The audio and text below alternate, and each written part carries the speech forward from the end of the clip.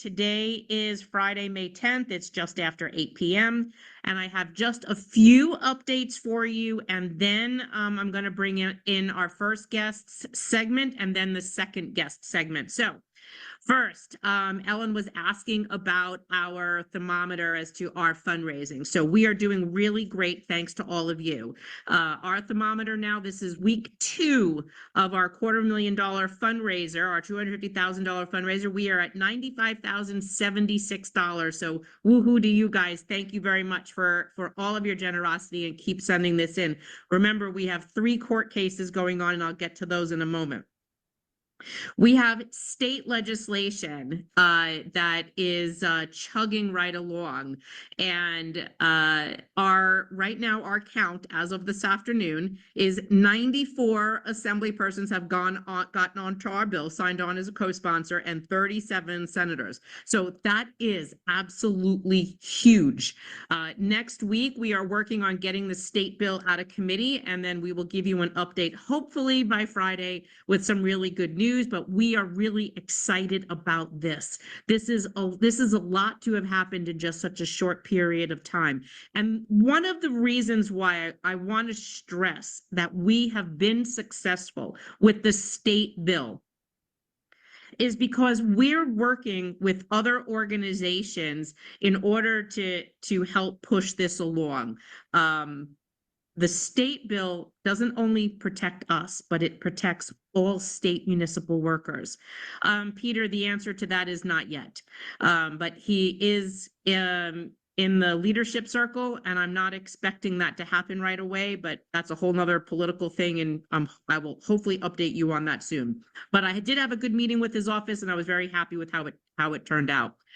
But because of our networking with other retirees around the state, they were able, and this is why we kept saying that we need to coordinate with other state retirees, other retiree organizations that are around the state, whether they're city or not city, because we're able, our reach then goes that much further, right? So state retirees, Nassau County retirees are fighting a similar healthcare issue, Ithaca, Portland. And then by making those people say, hey, listen, join this fight with us, this bill will protect you, then they're reaching out to their state electeds who aren't going to talk to you or me because we don't live in their districts, but they can, and then get their elected onto the state bill.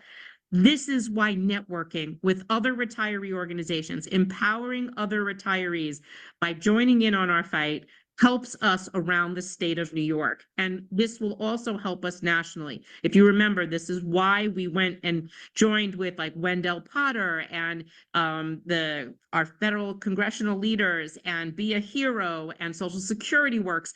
These are organizations that have a loud voice. When they add our fight to their voice, this becomes a very powerful machine. Right now, if we did this by ourselves, we're kind of like my VW down in the garage. It's like we're just chugging along all by ourselves, but otherwise, we definitely have allies, and no war is fought or won. No war is won without allies. So that's the state bill. Next, we have court updates. So remember, we have 3 cases. So most of this is going to be on the copay case. So we have a court conference on Tuesday over scheduling the copay case. It looks like the city is kind of dragging its feet and can't seem to get its shit together. So we're having a conference with the court on Tuesday. If they can't seem to get it done, if they do get it done before then, we won't need that date. But otherwise, Tuesday, it's just an attorney conference and it's not us.